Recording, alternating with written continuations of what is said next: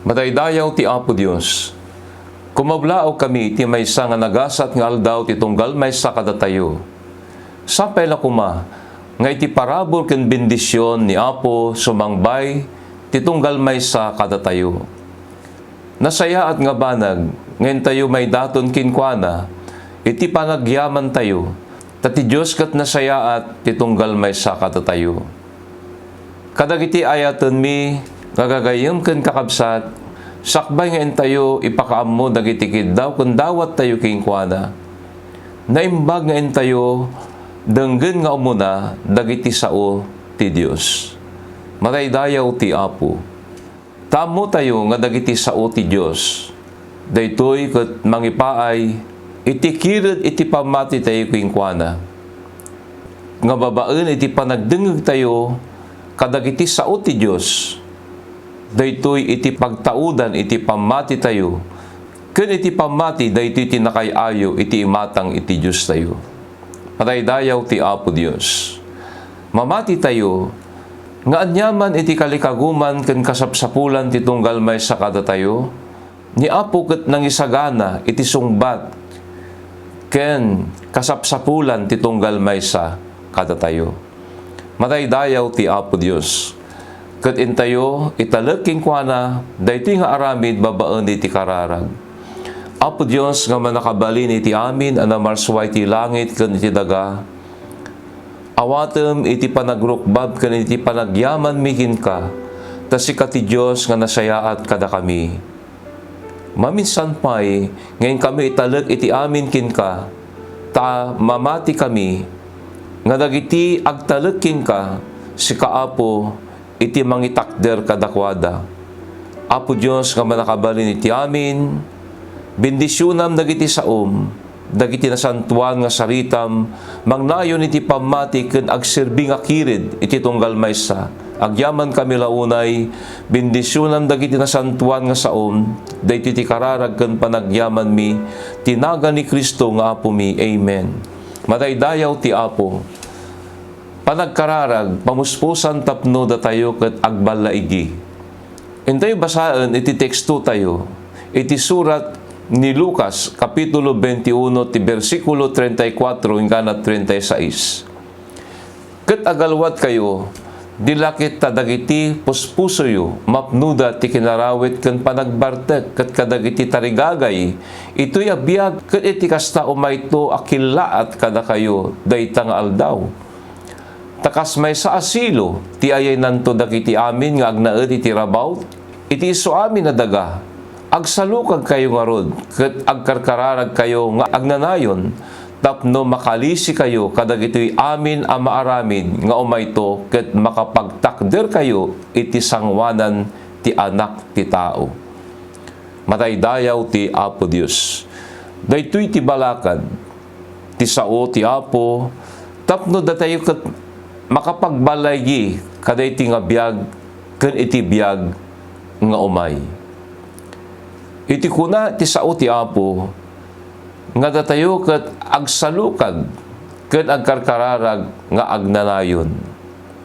Amon tayo gagayem ken kakabsat akas kinuna iti nasantuan nga kasuratan nga iti biyag iti tao ket saan nga iti kaado iti gameng nga kupikupan na. Naisurat iti libro, iti Lucas, kapitulo 12, iti versikulo 15. Iti kunanat to'y, ket kinunana kadakwada, kitain nyo, ket agalwat kayo iti amin nga agom, tatibiyag ti tao, saan nga adda, iti kaado kadagiti gameng akupikupan na. Iti biyagayam iti tao, ket saan nga babaen iti kinaado, iti gameng nga kupikupan na. Mabaling nga ado, dagiti sanikwa iti maysa nga tao, nga makuna nga saanen nga kasapulan, taado iti gameng wano ado dagiti sanikwa na. Nga mabalimot nga iti bagi, daytoy ket addaan, iti sagsagabaen na, akas iti makuna nga saksakiten. Wano iti bagi ket nanamay, ngem nakurapay, iti pinagbiag iti maysa nga tao. Isu nga datayo nga tattao, bayat nga datayo ket agbibiyag diti sa nga lubungan, gagayem ken kakabsat, saan nga mabalin nga makuna nga awanen iti kasapulan tayo. Datayo ket agkasapulan. Isu nga niya ti kunana ti salita ni Apo, noin tayo basaan iti naisurat, iti libro, iti may katlong surat ni Apostol Juan, Kapitulo 1, ti versikulo 2, ay ayatek siyak dawatek ti Diyos, aromang ay kakadagiti iso amin abambanag, ket adda kumasalon at mo, akasmet irarang ay ti kararwam. Mataydayaw ti Apo Diyos. Daytoy kakabsat iti kararag ni Apostol Juan, tano kasano iti panagsalon at iti bagi, kastamot kuma iti irarang ay iti kararwa. Mataydayaw ti Apo. Inayon taypay, iti kunana, iti sao ti Apo, may panggep iti kasasaad, iti panagbiag iti tao, itatanga panawon tayo. Kuna ni Apostol Pablo, iti surat na, iti may kadwa nga Timoteo, nga dayti panawon tayo, ket napiggad a panawon. Anya ti kunana, iti surat ni Apostol Pablo ken ni Timoteo, may kadwa nga Timoteo Kapitulo 3, versikulo 1 hingga 5, iti kunana to'y ngem amuan daytoy, akadagiti maud-uding aldaw, umay danto dagiti aldaw a napiggad. Tadagiti tattao agayat danto kadagiti bagbagida, naagum da iti pirak, managpasindayaw, napalangguad, managuyuyaw, nasukir kadagiti dadakkel da, awan panagyaman da saan da anasingpet, awanan da iti ayat anakayanakan, awan panakapnek da, managpadpadakes saan da ang managparbeng, nauyong da, gumurgura da kadagiti naimbag, manglilipot na subig na tangsit managayat kadagiti naragragsak, anang nangrunang ngem panagayat da iti Diyos, nga adda langada akinasanto ngem libakenda ti panakabalin daytoy akinasanto o madayo kamet kadagitoy kakastoy. Dagitoy iti mangipakita no apay nga iti panawon tayo ket napiggad, iti naduma-duma nga kasasaad iti panagbiag iti tao. Isu nga kunanat ti kakabsat sarita ni Apo tayo, na isurat pa'y ni Apostol Pablo, iti surat na kadagiti Efeso Kapitulo 5, ti versikulo 16, nga kailalan nyo, ti gundaway a panagaramid ti naimbag, tadagiti al-aldaw dakesda.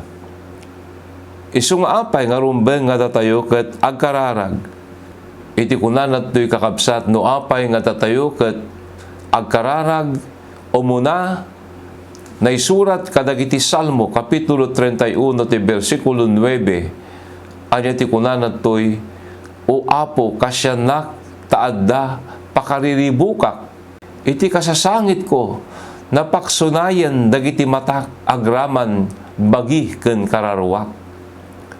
No apay nga datayo ket rumbeng nga kanayon nga karkararag, iti kunanat to'y kakayem ken kakabsat, saan laeng nga diti panawon tayo ket napiggad a panawon. Dagiti aldaw na dakes da, amo tayo, akas mabuybuya tayo, wenno mangmangegan tayo, dakiti na duma-duma nga damdamag, nga mapaspasamak, iti inaldaw-aldaw, nga panagbiag iti tao, amo tayo, nga ado dagiti aramid nga nadakes ngayon tayo madamdamag. Ket iti kasasad gagayem ken kakabsat, iti panagbiag iti tao, nga datayo ket maawanan iti kapya, kental na. Ket anya pa iti kunana, iti sao ti Apo kadagiti Salmo, iti kunana toy, no agkapoy toy pusok ken riknak, ti Diyos iti bangpakirit kanyak, isulaeng iti agnanayon, ang masapul ko. Mataydayaw ti Apo Dios. Isu nga dagiti bambanag nga aramid iti naldaw-aldaw dagiti mapaspasamak, mangriribok, mangipaay iti wanan iti talnak ken kapya, iti panagbiag iti tattao, iti kunana pa iti sarita na dayti ket magpakapsot iti puso ken rikna dagiti tattao. Ngem ni Apo tayo gagayem ken kakabsat babaen iti panagkararag iti kunana toy ni Apo isu ti mangpakirid kada tayo ken isu na lang iti agnanayon akasapulan tayo. Madaydayaw iti Apo Dios. Kadag iti dungdungaw iti kunana pay Kapitulo 5 ti versikulo 17 nadagsen dagiti barukong mi nakudrep iti panagkita mi gapo iti kasasangit mi. Maawanan tayo iti namnama ngem iti kunana babaen iti panagkararag kakabsat ken gagayem. No addaan tayo man iti nasipnget nga kasasaad aslawan iti makita tayo awan iti inamnama tayo ngem babaen iti panagkararag tayo datayo nga awanan iti inamnama maaddaan iti inamnama tani Apo nga asigan tayo ket Dios anapudno isuna iti amin nga mangipaay iti kasapsapulan tayo dagiti pakadagsenan tayo. No may pakaamutay kingkuana ni Apo iti mangisagsagana iti anyaman nga kalikaguman tayo. Madaydayaw iti Apo Dios. Ket anya iti pamuspusan tapno da tayo ket agbalaygi iti balakad iti sao ti Apo. Iti kunana to'y libro uno surat iti Lucas Kapitulo 21 versikulo 36. Agsalukag kayo nga rod, ket agkarkararag kayo ngagnanayon, tapno makalisi kayo, kadagiti amin na maraming kamay ito, ket makapagtakder kayo, ti sangwanan, ti anak ti tao. Madaydayaw ti Apo Dios. Awan ti sabali, kagayim ken kakabsat, nga mabalin nga maaramidan tayo, uno aramidan tayo, no dikit di, na tayo, ket kanayon, nga umasideg kini Apo babaen iti panagkarkararag tayo. Madaydayaw ti Apo Dios. Ket anya ti kari ni Apo no tatayo ket agsalukag ket agkarkararag nga agnanayon na isurat kadagiti Salmo kapitulo 9 ket 7 ti bersikulo 6. Imawag da iti Apo idi marigatan da ket inispal na ida iti narikot akasasaad da. Madaydayaw ti Apo Dios. Adu dagiti pagarigatan tayo. Ngem iti kunana kakabsat no umawag tayo kini Apo tayo. Ni Apo isuna iti mangispal kada tayo. Ken isuna gagayem ken kakabsat iti mangipaay iti amin nga kasapsapulan tayo. Madaydayaw ti Apo Dios.